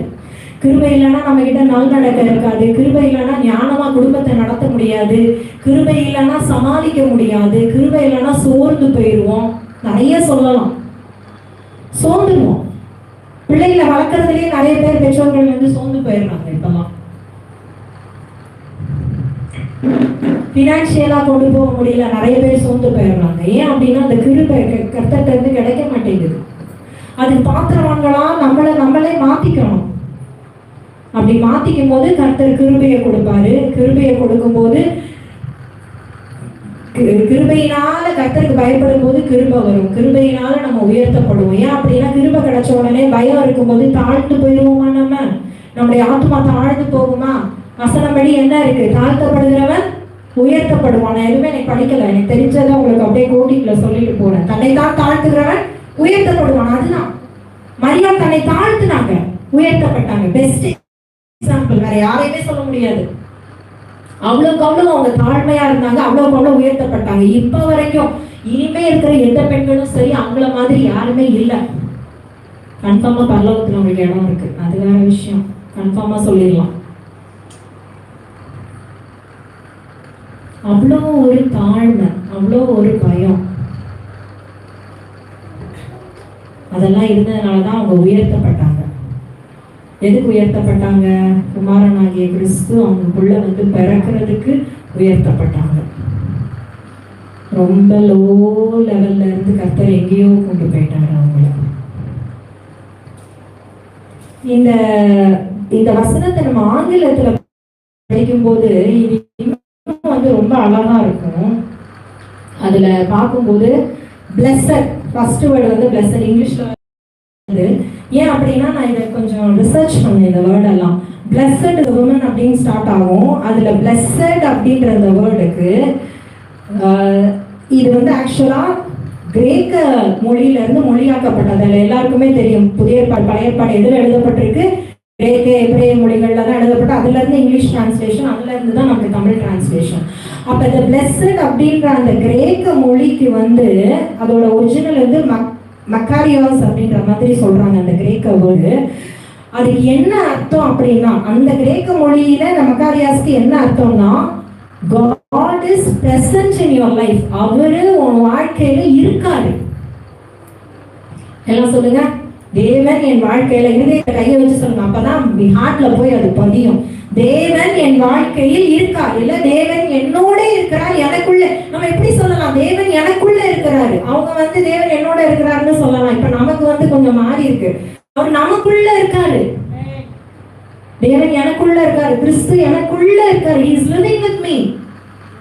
பெரிய blessing இல்லையா? அது எத்தனை பேர் நம்ம உணர்ந்திருக்கோம்? தினம் கூட வராரு, ஆபீஸ் போகும்போது நம்ம கூட வராரு, சாப்பிடும் போது நம்ம கூட இருக்காரு, நம்ம இடறி விழும்போது நம்மளை தாங்கி பிடிக்கிறாரு, வழி தப்பி போகும்போது இதை செய்யாத, பாவம் பண்ணும்போது இதை பண்ணாத, இதுல இருந்து விலகி வந்து, இதெல்லாம் யாரு? அவர்தான். அவர் நமக்குள்ள இருந்து நம்மளை வழி நடத்துறாரு. இந்த பிளஸட் அப்படின்ற வேர்டுக்கு அடுத்தது பிலீவ்டுன்னு இருக்கும். அதுதான் விசுவாசம். பிலீவ்டு அப்படின்னு இருக்கும் இங்கிலீஷ்ல. நம்ம அதை வந்து இங்க ஒரு டிரான்ஸ்லேஷன்ல ஒரு மாதிரி இருக்கும். நம்ம விசுவாசித்தவளே அப்படின்னு சொல்றோம், ஏன் பாக்கியவதி தான் பிளஸட். விசுவாசித்தவளே அப்படின்றது பிலீவ்டு இங்கிலீஷ்ல.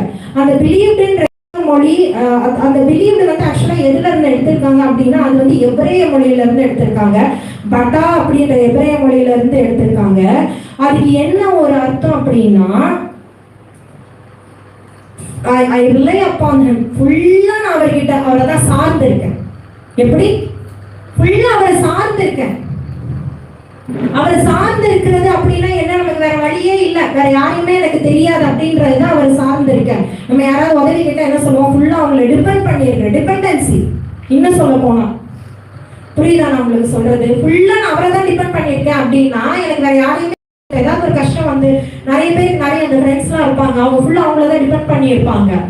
இப்போ ஏதாவது ஒரு ஹெல்ப்ன்றப்போ அவங்க யார்ட்டையும் போய் கேட்க மாட்டாங்க, அவங்க ஒரு க்ளோஸ் ஃப்ரெண்ட் இருப்பாங்க, அவங்க கிட்ட போனா கிடைச்சிடும். அவங்களுக்கு நல்லா தெரியும், இவர் வந்து ஹெல்ப் பண்ண தயங்கவே மாட்டாரா, இவர் என் கூட தான் இருப்பாரு அப்படின்ற மாதிரி இது பண்ணுவாங்க. ஸோ அந்த அளவுக்கு ரிலே ஆவாங்க, அவங்க மேல அப்படியே சார்ந்துருவாங்க, அவங்களே நம்பி இருப்பாங்க ஃபுல்லா. வேற யார் பக்கமும் அவங்க கண்ணு போகவே போகாது, வேற யார்கிட்டயே போகவும் மாட்டாங்க. அந்த மாதிரி ஒரு டிரான்ஸ்லேஷன் தான் இந்த பிலீவ்ட் அப்படின்றதுக்கு வந்திருக்கு எபிரேய மொழியில இருந்து. எபிரேயத்துல இதோட அர்த்தத்தை பார்த்தோம் அப்படின்னா ஃபுல்லா சார்ந்து இருக்கிறது. அடுத்தது அக்காம்ப்ளிஷ்டு. அக்காம்ப்ளிஷ்டுன்னு ஒரு டிரான்ஸ்லேஷன்ல இருக்கும். நம்ம அதை தான் விசுவாசித்தவரை பாக்கி கத்தலாம் உனக்கு சொல்லப்பட்டது நிறைவேறும் அப்படின்னா, அக்காம்ப்ளிஷ் அப்படின்னா பெர்ஃபெக்ஷன், கம்ப்ளீட்னஸ். அந்த கிரேக்க மொழியில வந்து டெலையாஸ் அப்படின்னு, TLEIOS, டெலையாஸ் அப்படின்ற மாதிரி அந்த மீனிங் வருது. அது என்ன அப்படின்னா ஃபுல்லா முடிச்சிருவாரு அவர், அதுதான் கம்ப்ளீஷன். அவர் என்ன சொல்லியிருக்காரோ அதை செஞ்சுருவாரு, ஃபுல்லா கம்ப்ளீட் பண்ணிடுவாரு. அப்ப இதை எப்படி நம்ம எடுத்துக்க முடியும்னா, கர்த்தர் எனக்குள்ள இருக்கிறதுனால நான் அவரை சார்ந்து இருக்கேன், அதனால அவர் எனக்கு என்ன சொல்லியிருக்காரோ அதை எனக்கு கண்டிப்பா செய்வார், கண்டிப்பா செய்து முடிப்பார். செய்வார் இல்ல, செய்து முடிப்பார். அதை சொல்லும் போது நம்ம ஸ்ட்ரெஸ் பண்ணும்போது இன்னும் நமக்குள்ள விசுவாசம் அதிகமாகும். சொல்றீங்களா எல்லாரும் என் கூட சேர்ந்து? கர்த்தர் எனக்குள்ள இருக்கிறாரு, நான் அவரை சார்ந்து இருக்கிறேன், அதனால அவர் எனக்கு என்ன சொல்லியிருக்காரோ அதை செய்து முடிப்பார். அதுல எனக்கு டவுட்டே இல்லை.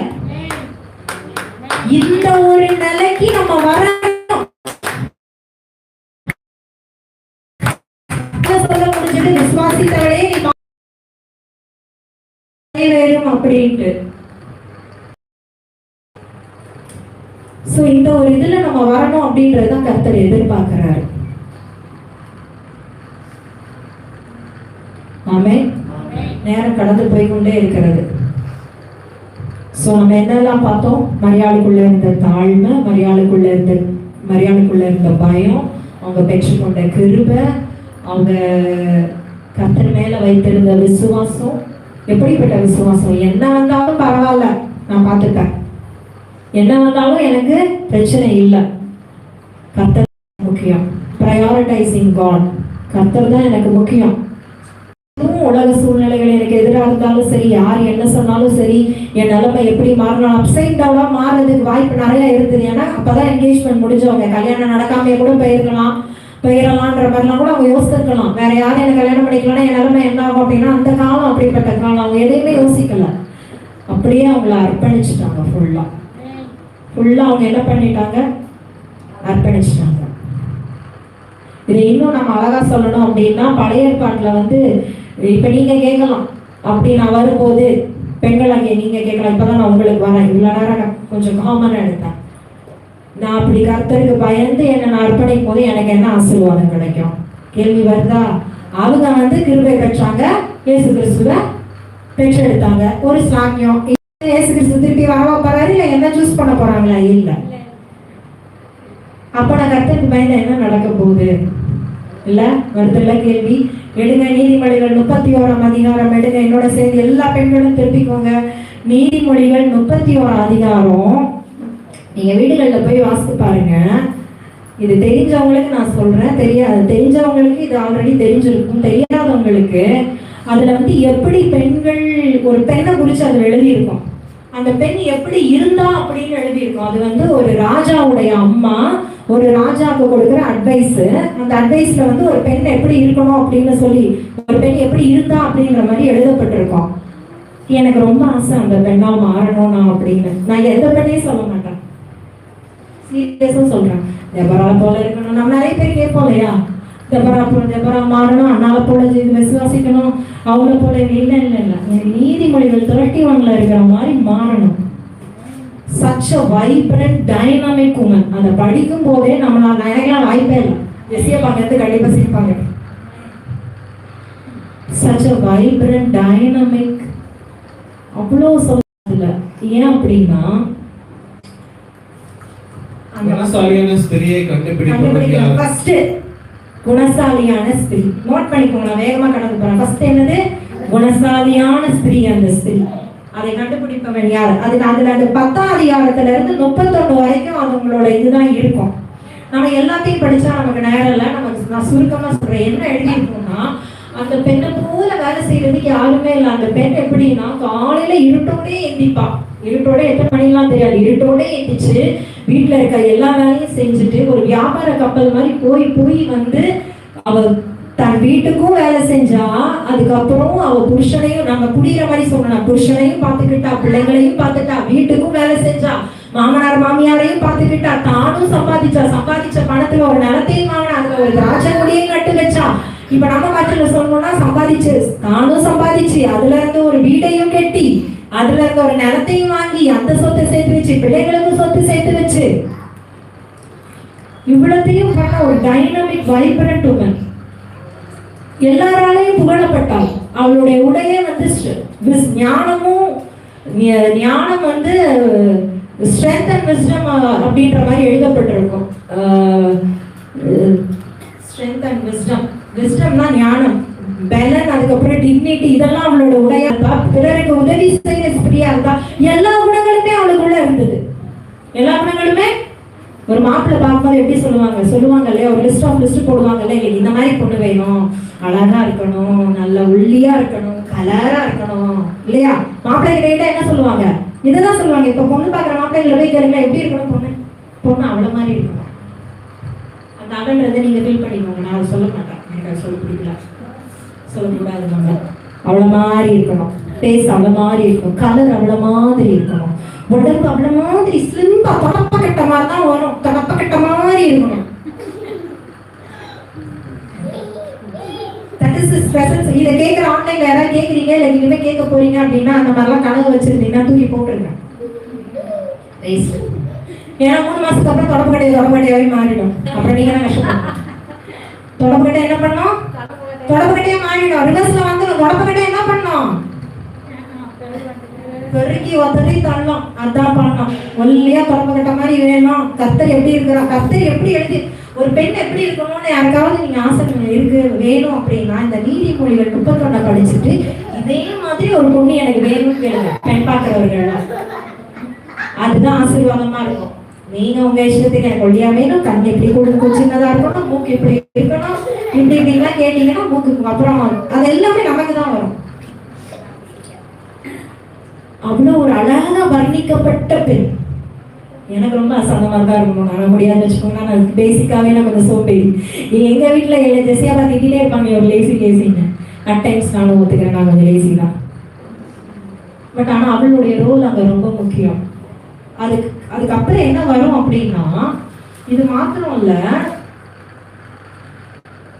என்ன ஒரு பெரிய ஆசீர்வாதம் அப்படின்னா, இவ்வளவும் இவளுக்கு இவ இருந்தாலும் இவளுடைய கணவர் ஒரு பெரிய அந்தஸ்துல, எப்படி சொல்றது, வீட்டுல எல்லாம் நல்லா இருந்தா கணவன்மார்கள் எல்லாம் பெர்ஃபெக்டா இருப்பாங்க. அது இன்னொரு ரகசியம், அதையும் நான் சொல்லிக்கிறேன். மனைவிமார்கள் கரெக்டா கர்த்தனோட அலைனா இருந்தா புருஷன்மார்கள் கரெக்டா அந்தஸ்து, அதாவது சொசைட்டில நல்லா இருப்பாங்க. அவங்க சொசைட்டில நல்லா இருக்கிறது தானே அவங்க விரும்புவாங்க. ஏன்னா சொசைட்டில அவங்க நல்லா இருந்தாங்கன்னா ஆட்டோமேட்டிக்கா வீட்டுல எப்படி இருப்பாங்க, நல்லா இருப்பாங்க. சொசைட்டில அவங்க பேர் கொஞ்சம் இதாகுது நம்மளால, இல்ல அவங்களாலேயே இதாகுது, நம்ம வீட்டுல உள்ள பிரச்சனையினால சொசைட்டில அவங்க கஷ்டப்படுறாங்கன்னா அதெல்லாம் எங்க ரிவர்ஸ் ஆகும், வீட்டுக்குள்ளதான் ரிவர்ஸ் ஆகும். அதனால பெண்கள் அதுல ரொம்ப ஜாக்கிரதையா இருக்கணும்.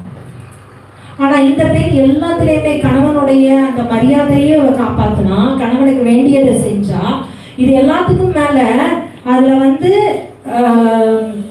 30வது வசனம் இப்படி இருக்கு, கரெக்டா எழுதியிருக்கு. என்னன்னா, சௌந்தரியம் வஞ்சனை உள்ளது, அழகும் வீண், கர்த்தருக்கு பயப்படுகிற ஸ்திரீயே புகழப்படுவாள். எப்படி?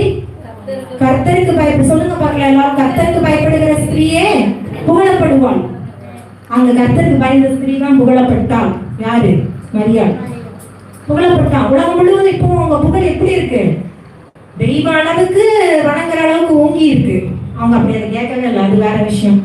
என்ன தெய்வமா வைங்க அவங்க எங்கேயும் சொன்னதே கிடையாது. அவங்க ஒரு medium, God used her as a medium. ஆனா நம்ம ரொம்ப உயர்த்திட்டோம், புகழுக்கு மேல புகழ் கொடுத்துட்டோம்.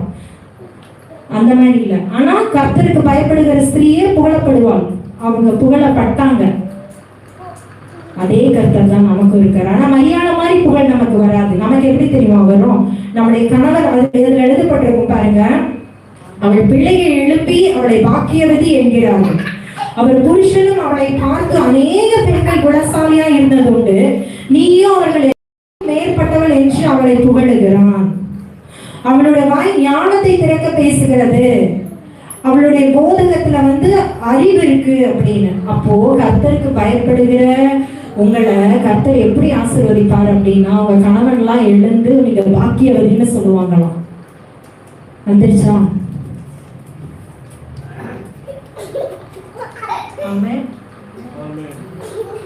பிள்ளைகள் எழுந்து பாக்கியவதின்னு சொல்லுவாங்க.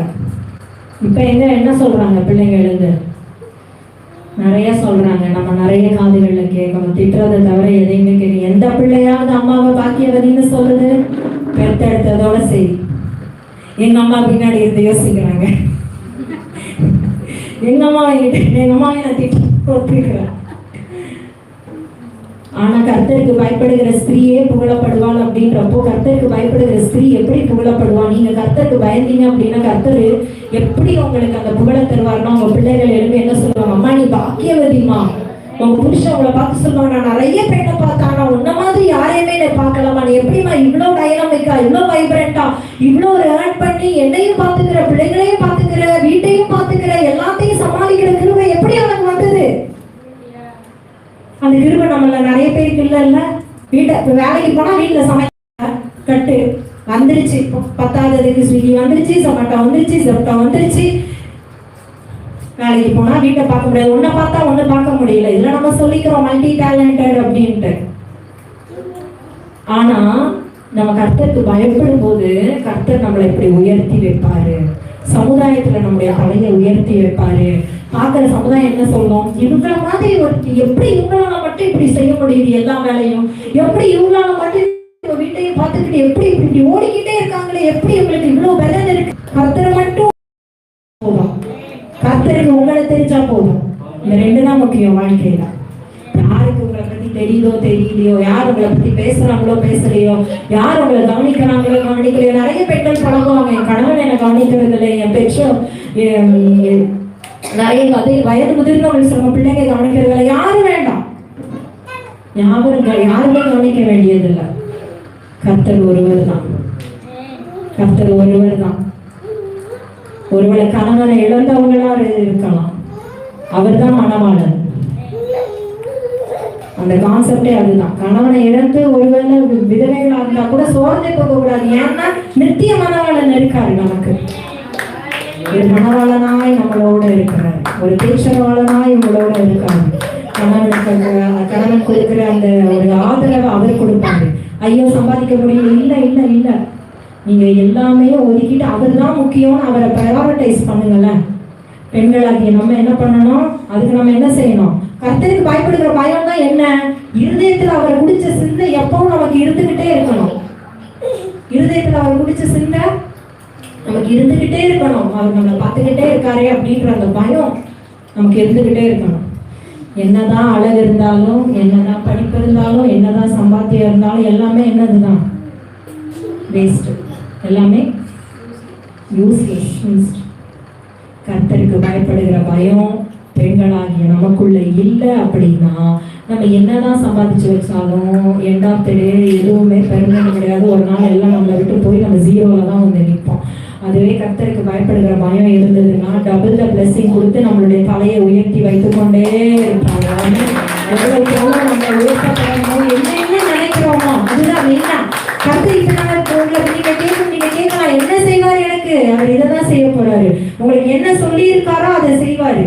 உங்களுக்கு ஏற்கனவே என்ன வாக்குத்தத்தம் கொடுத்திருக்காரோ அதை கண்டிப்பா செய்வார். அது போக என்ன செய்வார் அப்படின்னா, இப்ப நம்ம நீதிமன்றங்கள் 31 வீட்டுல போய் படிச்சு பாருங்க, அந்த கடைசியில இருக்க 4 வசனங்கள் அதை கண்டிப்பா உங்களுக்கு செய்வாரு. உங்க பிள்ளைகள் பாக்கியவதின்னு பாராட்டுவாங்க. உங்க கணவன்மார்கள் சொல்லுவாங்க, ஐயோ உன்னை போல ஒரு பெண் எனக்கு நல்ல வேலை உன்னை கல்யாணம் பண்ணிக்கிட்டேன். இப்ப யாருமே அந்த மாதிரி கேட்கறது இல்லை. நம்ம தான் சொல்லிக்கிறோம். எந்த கணவன்மார்களும் ஐயோ உன்னை கல்யாணம் பண்ணதுனால நான் சந்தோஷமா இருக்கேப்பா அப்படின்னு 1% தான் ஒரு வாயில இருந்து யாருமே சொல்றது இல்லை. கர்த்தர் சொல்ல வைப்பாரு. கர்த்தருக்கு பயப்படுறது உன்னை போல ஒரு பெண் இல்லையே, நல்ல வேலை உன்னை நான் மிஸ் பண்ணியிருப்பேன் உன்னை கல்யாணம் பண்ணலன்னா அப்படின்ற ரேஞ்சுக்கு என்ன பண்ணுவாரு? அந்த நிலைமைக்கு கர்த்தர் நம்மளுடைய தலைகளை உயர்த்தி வைப்பாரு. இன்னைக்கு ஒருவேளை நம்ம அப்பமா இந்த பெண்ணை திட்டிக் கொண்டு திட்டு வாங்கிக்கிட்டு உன்னை போய் கல்யாணம் பண்ணிக்கிட்டே அப்படின்லாம் நிறைய பேச்செல்லாம் வாங்கிட்டு போகலாம். ஆனா கர்த்தர் நம்முடைய நிலைமையே மாற்றுவார். ஆமென். எத்தனை பேர் விசுவாசிக்கிறீங்க? பெண்களாகிய நம்ம கர்த்தருக்கு பயப்பட, நம்ம கர்த்தருக்கு பயந்து நடந்தாதான் ஃபவுண்டேஷன். நம்ம தான் ஃபவுண்டேஷன், அவங்க தான் பில்லர். அது வேற. நம்ம கர்த்தருக்கு பயந்து, ஏன்னா குடும்பத்தை நடத்துறது நம்ம கையில தான் இருக்கு. ஏர்னிங் வைஸ் தான் அவங்க சம்பாதிச்சு கொடுக்க வேண்டியது அவங்களுடைய கடமை எங்கேயுமே. ஏன்னா ஆதாமுக்கு அதுதான் கொடுத்திருந்தாரு, தோட்டத்தை பாதுகாத்துக்கோ, குடும்பத்தை பாதுகாக்கிறது தான் அவங்க கடமை. பாதுகாக்கிறதுனா என்ன? வேலைக்கு போயிட்டு வந்து தேவைகள் எல்லாம் சந்திக்கிறாங்க. அந்த குடும்பத்தை நடத்த வேண்டிய கடமை யாருக்கு தான் இருக்கு. அதுல இருந்து என்னைக்குமே பெண் வழிகளுக்கு போகவே கூடாது. நம்ம இந்த கடமை நம்ம தான் செய்யணும். அதுக்கு எல்லாம் வேணும். ஞானம் வேணும், கிருபை வேணும், தயவு வேணும், அவருடைய இறக்கம் வேணும். நீங்க கர்த்தருக்கு பயப்படும் போது இது எல்லாத்தையும் அவர் அவங்களுக்கு தந்திருப்பாங்க. எல்லாரும் தங்களுடைய கர்த்தாவே உங்களுக்கு பயப்படுகிற பயத்தை தாங்க. மகா இரக்கமும் கிருபை நிறைந்த எங்கள் நல்ல தகப்பனே, நீர் தந்த இந்த நல்ல மதிய வேளைக்காய் நமக்கு ஸ்தோத்திரம். ஆண்டவரே, இந்த நாளிலே வந்து ஒவ்வொரு பிள்ளைகளையும் ஆசீர்வதி, விசேஷமா ஒவ்வொரு பெண்களையும் தேவன் இந்த நாளிலே ஆசீர்வதித்து நாங்கள் இப்பொழுது தியானித்தபடி கர்த்தருக்கு பயப்படுகிற ஸ்திரீயே புகழப்படுவாள். உமக்கு பயப்படுகிற பயத்தை எங்களுக்கு தாங்க. நாங்கள் ஆண்டவரே சமுதாயத்திலும் குடும்பத்திலும் உம்மாலே புகழப்பட தேவன் எங்களுக்கு உதவி செய்யும்படியாய் ஜெபிக்கிறேன். அப்பா, எங்களை தாழ்த்துகிறோம், உம்முடைய கருத்துல ஒப்பு கொடுக்கிறோம். இயேசுவின் நாமத்தில் வேண்டிக் கொள்ளுகிறோம், ஜீவனுள்ள எங்கள் நல்ல பிதாவே.